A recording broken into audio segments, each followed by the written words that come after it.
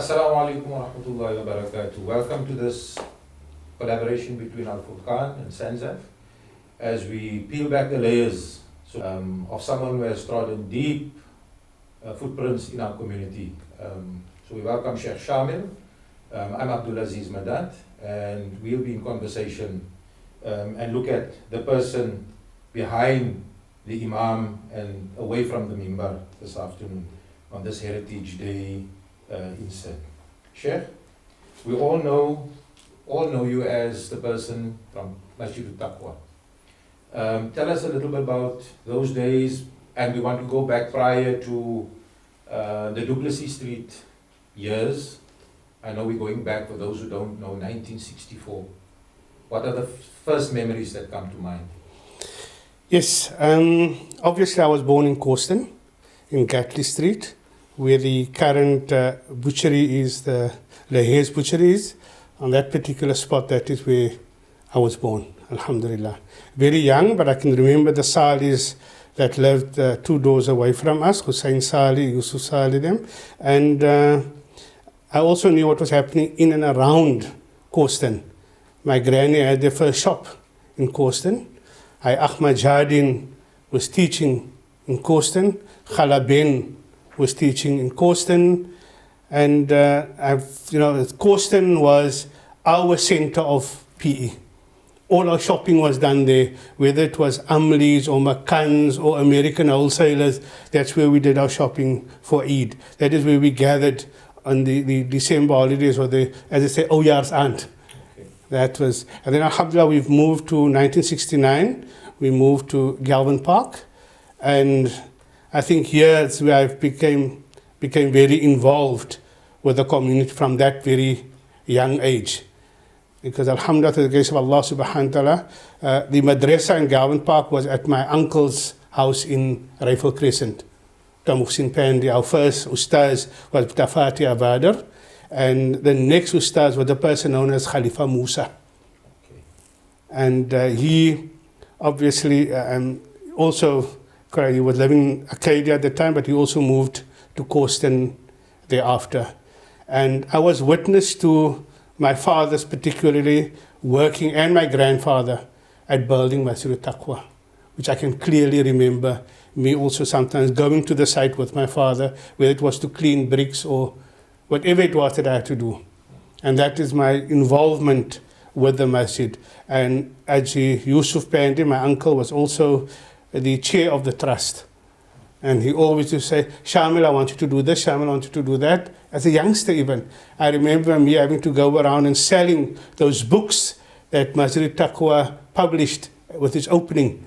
Then I had to sell those books on the day of the opening of the masjid. Those were still written by Sheikh Jamil. That was written by Sheikh Jamil. So what were those first influences, Sheikh, as a child, as a youngster, that you can remember? It's actually being present with the building of the masjid. I can remember that. I can remember the opening of the masjid. More, not what was happening inside, but me selling the books. And then afterwards, I became involved with the Jama'ah. In 1975, we attended the Chatsworth Ijtima, way back.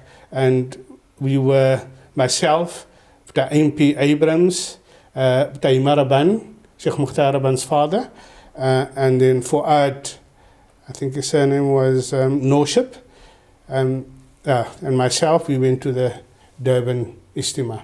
So what was it that drove you, if one could use that word, or influenced you to go into the field, the deen? Most definitely the Jama'ah. Most definitely. That was where I got my first inspiration. And also, living in Duplessis Street, a very popular street in terms of leadership. Imam Fuad Japi hails from Duplessis Street. Imam Sadaka Abadar hails from Duplessis Street. Sheikh Jamil Jardin, Sheikh Majid Jardin, Imam Adli Jardin hails from Duplessis Street. I think you're getting someone around the corner. Hafiz Majidi. Majidi's father. Hafiz Majidi, Sheikh Jamil. Yes, and then obviously Aisham. Aisham, yes. Aisham and Antitukhida. They had a great influence, and we used to attend madrasa in Sheikh Jamil's garage, and I can actually remember the seating of that particular madrasa, the ladies being on the right-hand side, left-hand side, the men being on the right-hand side, I Khafsa Kaji, Aji Tuhida, of the many people that attended, and I Ahmad Davids, Imam Ali Davids, the Akhi Davids, they were all those who attended. I think I saw your father also at one of these madrasas, if I can remember correctly. Okay. So your dad, I know he played as well, like all our fathers, he played quite an influential role. What can you remember? What were the things that you can take, the lessons that you would heed from your dad? Alhamdulillah, my father and Sheikh Jamil did hifz together at Ayman. My father was 14 juz Hafiz, and thereafter he had to leave, obviously, school because he had to once again care for his mother at that particular time. In the 60s, in our generation and the generation before that, if a child came of age where he could earn, then he was sent to go and work as a necessary obligation at the time. Ambach. Yes, alhamdulillah. And your mom's mom, the influence your mother had on you? My mother's family from the Kafar side had a lot of great influence on me.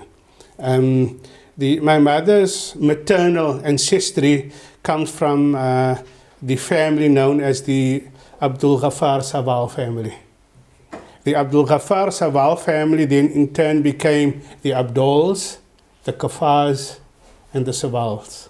Right? And that was one watching away from the Abu Rafi and the Abu Salih. Right? But they were all intimately linked.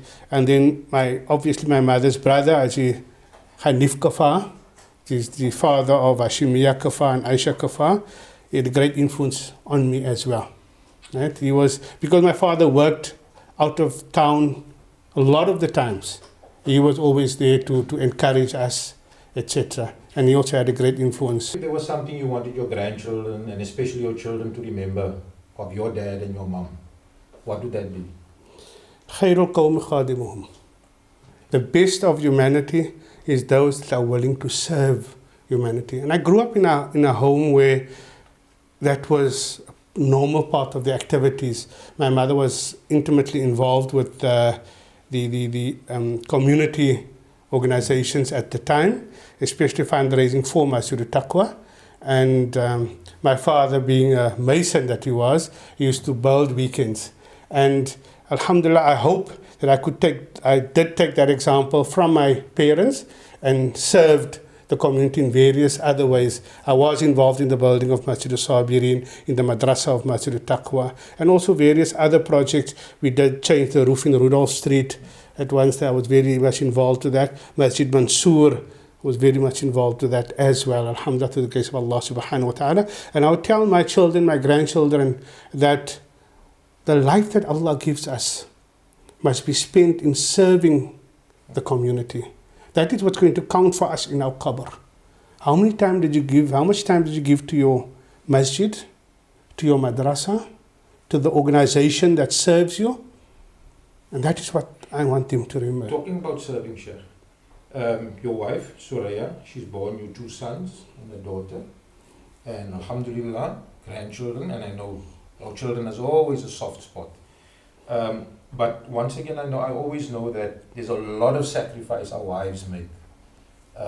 What is the one endearing quality that you feel, is something that you really appreciate? Alhamdulillah, may Allah subhanahu wa ta'ala reward my wife very well for all the support that she has given me throughout my life. From the very beginning of our marriage, my honeymoon was spent in SANZAF offices in Cape Town. And that is a sacrifice. Getting married on the Sunday and having to report for duty by Shawkat Muqaddam on the Tuesday took a lot of sacrifice. And she never ever complained. That was in 1988. 1989, I took Hujjaj for Hajj 4 months. 1990, I took Hujjaj for Hajj 4 months. And as well as in 92, I had to go and study. Sheikh Jamil encouraged me to do a dawrah, or he told me, no one said you must do a dawrah in Cairo, and I did that dawrah. It was for 4 months, and she never ever complained. And throughout our marriage life, whether it was Palestine trips or Syria trips or Gaza trips or Hajj trips or Umrah trips. She never ever stood in my way. She just always used to say, make dua for me when you're at the sacred places. Sheikh, your children, Khalil, eldest one, Kauthar, and then there's your youngest son, Taha. Taha. What is there about them that, you know, makes you feel warm inside, that you feel, look, I think I've done my bit? Is there anything specific about your children that you feel? Yes, alhamdulillah. Remember, my children grew up with an absent father, because basically my time had to be given to the masjid, right? During the week I had no time. Weekends, it was the beginning stages of Khalil's soccer career. You know that his mother took him to a lot of the matches, right? And I need to really thank my children for having developed normally, naturally, without, you know, becoming rebels in any way whatsoever. Alhamdulillah, they developed, and I'm proud of the Muslims that they are today, even though I was an absent father. Sheikh, any business unfinished, Islamically speaking? Or as a father that you feel, you know, now I know you've gone into retirement, but sometimes we feel, you know, there's unfinished business. Yes. Look, I didn't give my children all the attention that I should have.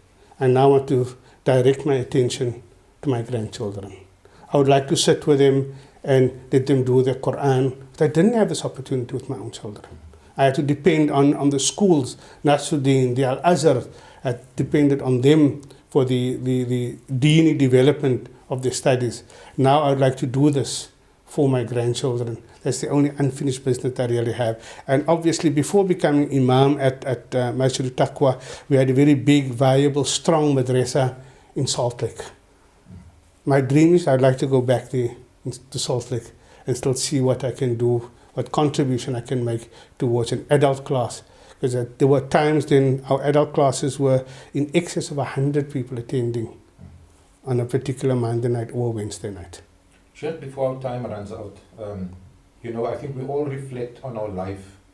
Is there anything that you can think of, you know, that it says to you, wow, you know, this I did well? Any such moments that you can think of? Alhamdulillah. Look, one of my biggest advocacies was, first and foremost, in the beginning, was zakah, the importance of zakah, and how the welfare and the growth of a community is dependent upon how they pay their zakah. If they deny the zakah to the poor, the community will not prosper.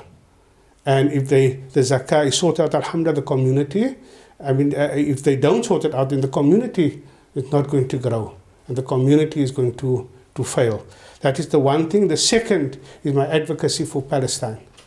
That is something as a child, I didn't really grow up knowing the difference between Palestine and Israel. I didn't know what was the various human rights wrongs, for want of a better word, you know, that what's happening in Palestine. And I advocated that as soon as I came into the imamate. That was one of the things that I advocated a lot in the masjid. And we became aware then of the plight of the Palestinian people. Just as a reminder, Sheikh, in terms of that connection between Sanzef and yourself, you were the sister? Yes, I was the first the person who established the office of Sanzef in Port Elizabeth. Prior to me moving the office, for want of a better word, I was part of the Eastern Cape Islamic Congress. The Eastern Cape Islamic Congress had a welfare department, and they had a Baitul Mal department. And that was run respectively by Dr. Amin Badin and Imam Jalal Ismail. May Allah SWT grant Imam Jalal Jannatul Firdaus, inshallah. And Dr. Amin is strength in his health to still continue serving. But that was the status quo. And being in Congress at the time, it was between myself and Shahid Kaji, and there was Rashad Davids, and also Dr. Maili Jakut. We felt that there was a need to take our Baitul Mal and our social welfare fund to make them grow. And the only way we could achieve that growth was to actually link up with a national organization. And that's when we linked up. And I need to also, may Allah SWT reward all those who served on the Eastern Cape Islamic Congress, on the Baitul Mal Fund, on the social welfare. May Allah SWT grant him Jannatul Firdaus al-A'la, inshallah. They did the sterling work. We were the first in South Africa. We were the first organized Baitul Mal, with the grace of Allah subhanahu wa ta'ala. So another first, Sheikh, I think another first, and I think that's something to be proud of. Yes, absolutely. So, Sheikh, shukran to you for your time as we sign off Al Furqan and SENZF, this collaboration on this Heritage Day. We wish you well for the years going forward, Sheikh. I know it's a new chapter that we're going into, and I think it's something we need to explore again. You know, those hobbies that you're going to take up and how you will be spending your time other than with the grandchildren. But shukran to you, Sheikh, for your time. Okay. Also, shukran to you, Aziz, for granting us this opportunity to speak about what we did in the past. And also, I want to say shukran to Al Furqan for also making a difference in the community, alhamdulillah.